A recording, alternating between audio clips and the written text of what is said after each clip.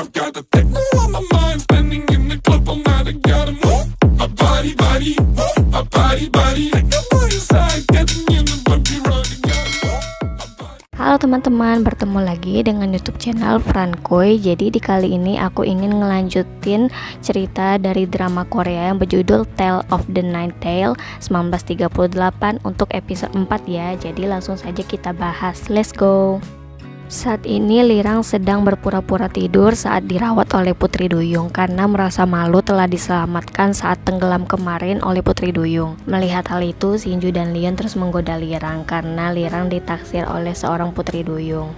Karena terus digoda oleh Shinju dan Leon, akhirnya Lirang bangun dan pada saat itu Putri Duyung masuk ke kamar Lirang dan mengecek keadaan Lirang. Ternyata pada saat itu Lirang sedikit demam. Setelah melihat Lirang dirawat dengan baik oleh Putri Duyung, Leon bertemu dengan bandit anak buah Lirang. Bandit itu mengatakan kalau saat ini ada gosip kalau pria yang bertopeng merah putih sering mencuri kotak perhiasan di rumah orang-orang kaya di Gyeongsong. Ternyata hasil mencuri kotak perhiasan itu digunakan oleh Muyong atau pria yang bertopeng merah putih untuk diberikan kepada warga-warga miskin di Gyeongsong. Pada malam hari, Leon dan Shinju membuat suatu rencana.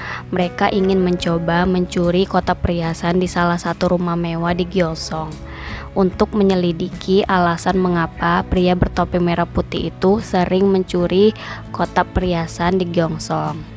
Saat sedang mencoba mengambil kotak perhiasan di dalam rumah itu, Shinju ketahuan oleh Ginko. Ternyata rumah itu merupakan rumah Ginko. Saat Shinju membalikkan badan dan melihat wajah Ginko, Shinju kaget karena wajah Ginko mirip sekali dengan istrinya Yuri. Pada saat itu Ginko tidak percaya dengan hal itu dan menembak Shinju. Karena terus ditembak oleh Ginko, akhirnya Shinju memutuskan untuk kabur dari rumah itu. Pada saat itu Ginko memanggil anak buahnya untuk mengejar Shinju dan menangkapnya karena telah mencuri perhiasan di rumahnya. Di tempat lain, Hongju masih terus menjalani hukuman dari Taluipa di neraka es. Karena merasa kasihan kepada Hongju, akhirnya Pak Tua memberikan suatu bunga dari neraka kuali api agar Hongju merasa hangat. Kembali ke Shinju, akhirnya Shinju berhasil kabur dari rumah Ginko dan Shinju langsung memberikan kotak perhiasan kepada Leon. Pada saat itu Muyong membuntuti Leon untuk mengambil kotak perhiasan yang sedang Leon pegang. Karena Muyong ingin merebut kotak perhiasan di tangan Leon, akhirnya Leon dan Muyong berkelahi. Pada saat itu Leon ingin membuka topeng Muyong. Ternyata Muyong dapat mencegahnya dengan cara menusuk tangan Leon dengan pisau. Saat Muyong berusaha untuk kabur karena telah menusuk Leon, ternyata Muyong dikepung oleh Lirang dan anak buah Lirang. Namun pada akhirnya Muyong berhasil kabur dengan membawa kotak perhiasan Leon. Saat kabur, Muyong menjebak rombongan Leon dengan cara mendatangkan sekelompok orang yang memakai topeng merah putih seperti dia, dan mereka mencoba menyerang rombongan Leon. Akhirnya mereka berkelahi dan Muyong menghilang. Ternyata sekelompok orang yang memakai topeng merah putih itu merupakan warga-warga miskin di Gyeongsong yang diberikan perhiasan oleh Muyong, dan dia mau membantu Muyong untuk menyerang rombongan Leon. Setelah Muyong menghilang, akhirnya rombongan Leon memutuskan untuk kembali ke Muyongga. Pada saat itu Leon bercerita, sebelum Muyong berhasil merebut kotak perhiasan Leon telah menukar isinya dengan batu. Pada saat itu mereka sedang membongkar kotak perhiasan yang dicuri dari rumah Ginko. Ternyata kotak perhiasan itu bukan hanya berisi emas saja, namun ada penggaris emas. Dan ternyata penggaris emas inilah yang diincar oleh Muyong selama ini. Setelah melihat adanya penggaris emas, Shinju menjelaskan bahwa penggaris emas ini merupakan harta karun dari zaman kerajaan Silla yang dapat membangkitkan mayat dengan mengukur tinggi dan lebar mayat. Saat itu Leon penasaran siapa yang akan dibangkitkan oleh Muyong dengan menggunakan penggaris emas ini. Setelah gagal mengambil penggaris emas dari Leon, Muyong memutuskan untuk kembali ke rumah. Ternyata pada saat dia sampai di rumah, ada Taluipa yang sedang menunggunya. Taluipa mengatakan kepada Muyong kenapa Muyong datang ke era ini dan tujuannya apa. Pada saat itu Muyong menjawab dia ingin membangkitkan kakaknya yang sudah meninggal karena dibunuh oleh Leon. Keesokan harinya, Hongju keluar dari rumah Taluipa setelah selesai menjalani hukumannya di neraka es. Dan ternyata ada Muyong yang sudah menunggunya di depan rumah Taluipa. Ternyata Muyong menunggu Hongju di depan rumah Taluipa karena ingin memberikan tahu kepada Hongju karena telah berhasil menyelesaikan hukumannya. Pada saat itu Hongju langsung memakan tahu yang diberikan oleh Muyong.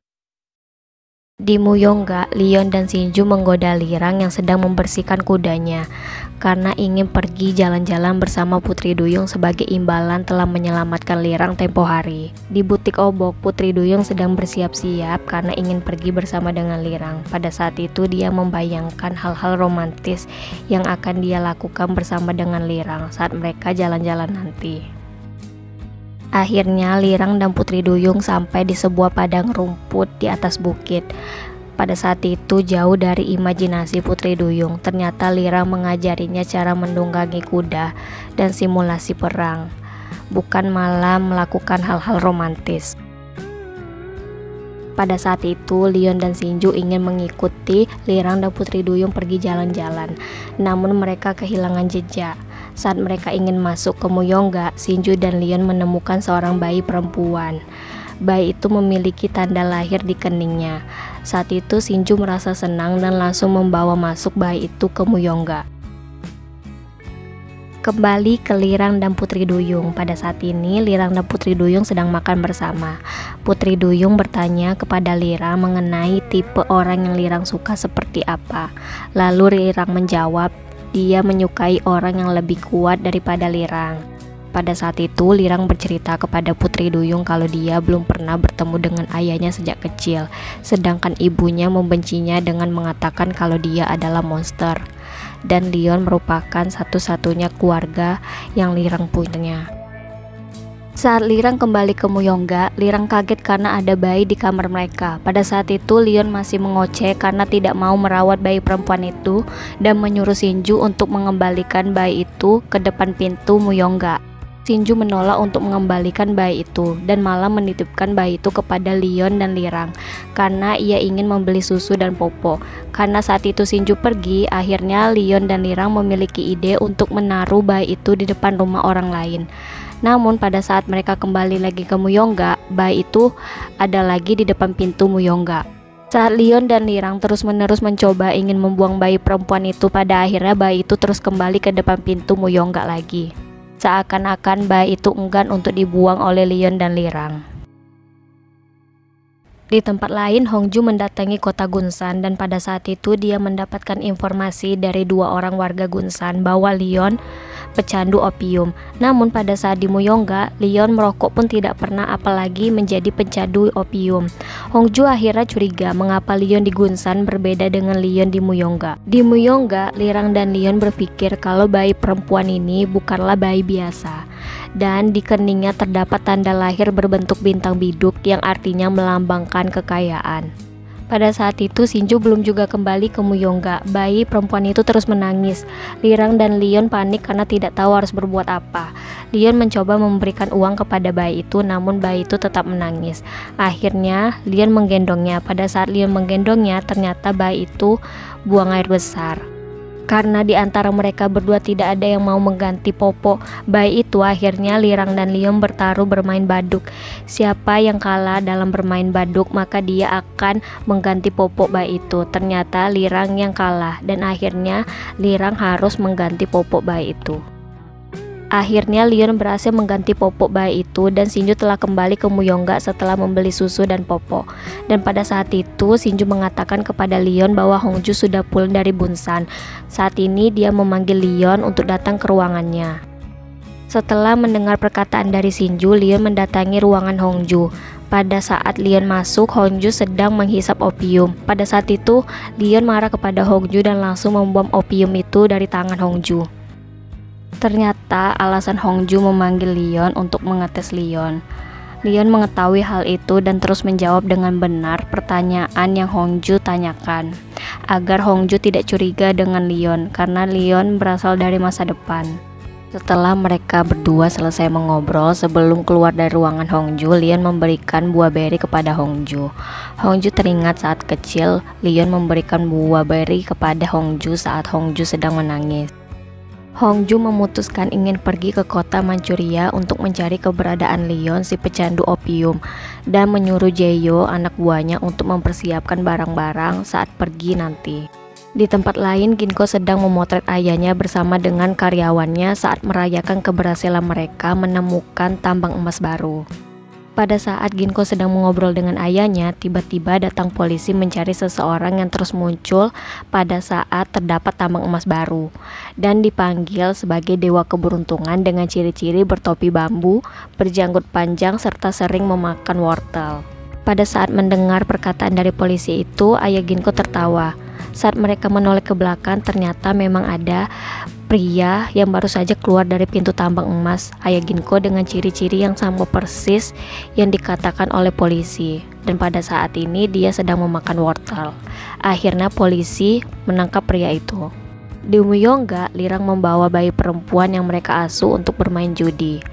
Pada saat itu Lirang terus menang karena bayi itu terus menebak dengan benar, dan Lirang berhasil membawa pulang uang yang banyak karena bayi keberuntungan itu. Pada saat Lirang pulang bersama bayi itu setelah bermain judi, Leon kaget karena bayi keberuntungan itu sudah memiliki selimut baru, baju baru, mutiara, dan sudah dibelikan oleh Lirang buah yang mahal. Pada saat itu Leon dan Shinju sudah merasa curiga dengan Lirang. Setelah ditanya oleh Leon, akhirnya Lirang mengakui bahwa dia menang bermain judi, dan dia menang karena bayi keberuntungan itu. Lirang mengajak Leon untuk membesarkan bayi itu. Di tempat lain, Muyong mendatangi makam kakaknya di tengah hutan, dan mengingat kenangan-kenangan dia bersama dengan kakaknya dahulu. Keesokan harinya, saat Shinju sedang menyuci baju-baju bayi keberuntungan, Lirang memikirkan kira-kira nama apa yang cocok untuk bayi itu, dan pada akhirnya Lirang memberikan nama Limiho kepada bayi itu. Saat Lirang mengatakan nama Limiho, bayi itu tampak senang. Pada saat itu, Leon memanggil Shinju dan mengatakan kalau merawat bayi manusia itu sulit dan mereka juga harus kembali ke masa depan dan akan menjadi masalah. Leon menyuruh Shinju mencari orang tua asuh untuk Limiho. Di tempat lain, pria keberuntungan yang ditangkap oleh polisi saat ditambang emas ayah Ginko saat ini sedang di ruang interogasi polisi. Dia tidak mengatakan satu kata apapun dan hanya memakan wortel saja. Karena melihat pria keberuntungan itu diam saja, Gubernur Jenderal Komisaris Korea memberi perintah kepada anak buahnya untuk membuat pria itu berbicara dan menunjukkan pada peta di mana lokasi banyak emas di Gyeongsong. Setelah cukup lama menunggu pria itu berbicara, akhirnya pria keberuntungan itu meminta polisi untuk mencarikan seorang bayi dengan tanda lahir bintang biduk di keningnya. Jika bayi itu sudah dia dapatkan, baru dia akan menunjukkan lokasi emas di Gyeongsong. Setelah mendengar permintaan dari pria itu, akhirnya polisi menyebar poster jika ada orang yang berhasil menemukan bayi dengan tanda lahir bintang biduk di keningnya akan diberi hadiah 1 juta won dari kantor polisi Jongno. Ternyata bayi itu adalah Limiho. Saat Leon, Lirang, dan Shinju ingin mengantarkan Limiho ke panti asuhan, tiba-tiba mereka melihat warga berkerumun melihat suatu poster. Dan ternyata isi poster itu wajah Limiho. Mereka bertiga pun kaget. Dan ternyata saat itu warga menyadari bahwa bayi yang mereka bawa adalah bayi yang di poster itu. Saat dikejar oleh warga dan polisi, Leon berhasil membawa kabur bayi Limiho dengan berpencar dari Lirang dan Shinju. Saat bersembunyi di kereta api, ternyata banyak orang juga yang menyadari wajah Limiho. Saat Leon berkelahi dengan para polisi, ternyata ada yang tidak sengaja mengangkat kotak yang berisi Limiho. Pada saat itu, Leon kehilangan Limiho. Pada saat Leon kembali ke Muyongga dengan perasaan sedih telah kehilangan Limiho, ternyata di depan pintu Muyongga ada keranjang bayi Limiho. Pada saat itu, Leon langsung melihat keranjang itu dan merasa senang dan lega karena Limiho sudah ketemu. Pada malam harinya, saat Leon menidurkan bayi Limiho, Lirang bertanya kepada Leon mengapa dia mau merawat dan membesarkan Lirang, padahal belum tentu kalau Lirang memang adiknya. Lalu Leon menjawab, pada suatu hari ayahnya datang ke hutan dan memberitahunya, sepertinya dia akan mempunyai adik. Pada saat itu Lirang bertanya seperti apa ayah mereka karena Lirang belum pernah bertemu dengan ayahnya. Lalu Lian menjawab dahulu dia sering dijadikan target anak panah oleh ayah mereka dan sering diberikan jamur beracun. Dia juga pernah mengikat Leon dan melemparkan Leon ke sungai. Keesokan harinya, Leon memutuskan akan merawat bayi Lee Mi-ho karena bayi Lee Mi-ho dalam bahaya dan sedang diincar oleh seseorang. Pagi itu Leon menyuruh karyawan di Muyongga untuk bersih-bersih agar bayi Lee Mi-ho tinggal dengan nyaman di Muyongga. Tampaknya bayi Lee Mi-ho nyaman dan senang diasuh oleh Leon, Lirang, dan Shinju. Dan saat itu dia terus tertawa. Di butik obok, pengantin siput air dan Ginkgo sedang panik karena telah kehilangan sesuatu. Ternyata mereka kehilangan baju kemeja motif yang tertulis sebuah kode penting. Pada saat itu, Putri Duyung mengatakan kalau baju itu dibeli oleh Shinju. Akhirnya Ginkgo mencari Shinju, dan pada saat itu mereka akhirnya bertemu di pasar. Ginkgo ingin membeli baju yang Shinju kenakan, berapapun harganya, namun Shinju menolak. Di tempat lain, akhirnya Hongju sampai di Manchuria, dan dia datang ke suatu rumah yang dia yakini sebagai tempat tinggal Leon. Pada saat dia masuk ke dalam rumah itu, ternyata memang benar. Dia bertemu dengan Leon dari era 1938. Di Muyongga, Leon dan Lirang didatangi oleh polisi saat sedang mengasuh bayi Lee Mi-ho. Pada saat itu polisi mengatakan untuk memberikan bayi itu kepada mereka. Kalau tidak, dia akan menyakiti karyawan dari Muyongga. Karena para polisi itu akan menyakiti karyawan dari Muyongga, akhirnya Lirang dan Leon memutuskan untuk berkelahi dengan para polisi itu dengan hati yang senang. Nah teman-teman, jadi ini adalah alur cerita dari episode 4 dari drama Korea yang berjudul Tale of the Nine-Tails 1938. Dan jangan lupa untuk dukung terus channel kita dengan cara like, komen, dan subscribe. Jangan lupa juga untuk share video ini ke teman-teman kalian. Jadi sampai bertemu lagi di next video. Dadah.